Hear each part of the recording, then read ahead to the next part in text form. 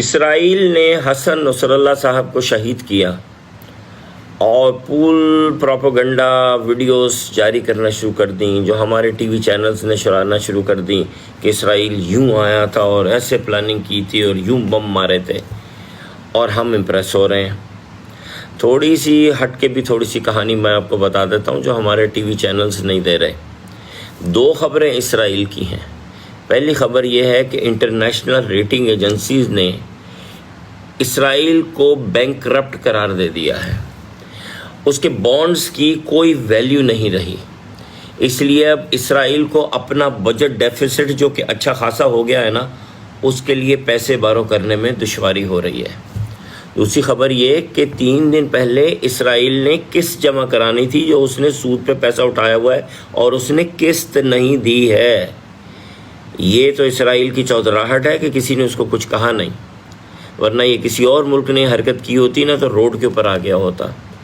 لیکن بہرحال بات ہے کہ انہوں نے اپنی قسط نہیں دی۔ یہ نوبت آج تک پاکستان کے ساتھ بھی نہیں آئی کہ ہم نے اپنے قرض کی ڈیو قسط نہ دی ہو۔ اب آپ امریکہ کی سن لیں۔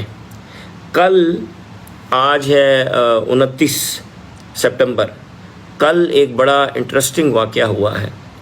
ایک دن میں امریکہ کا بجٹ ڈیفیسٹ $275 بلین بڑھا ہے۔ یہ تاریخی ایک رقم ہے، یعنی اتنے اخراجات بڑھ گئے اور انکم اتنی کم ہو گئی کہ ایک دن میں امریکہ کو اپنا اتنا بڑا اپنا بجٹ ڈیفیسٹ بڑھانا پڑا۔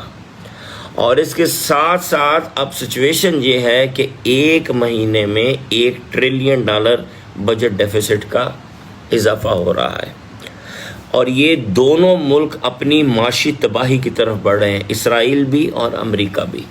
بس وقت کا انتظار کرنا ہے۔ اللہ تعالیٰ کا اپنا ایک وقت ہوتا ہے۔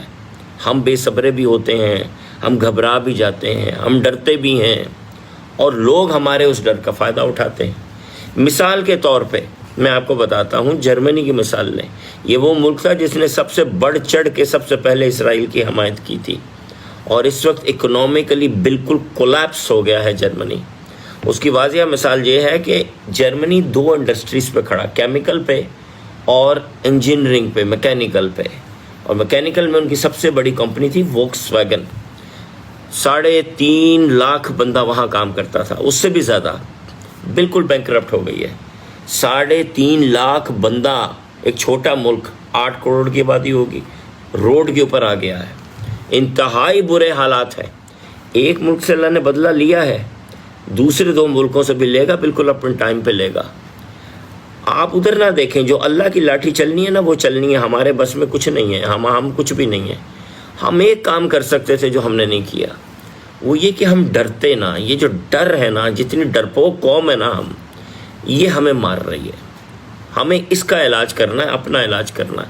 اور یہ جو موت کا ڈر ہے نا مسلمانوں کو، اف توبہ، یہ کوئی مرض اختیار، ارے اتنے تو کافر نہیں ڈرتے موت سے جتنا ہم مسلمان ڈرتے ہیں، جن کو سکھایا یہ گیا تھا کہ مسکرا کے ہاتھ کھول کے موت کو خوش آمدید کہو، کیونکہ یہ موت وہ چیز ہے جو ایک مسلمان کو ایک جیل سے آزادی دلا رہی ہے۔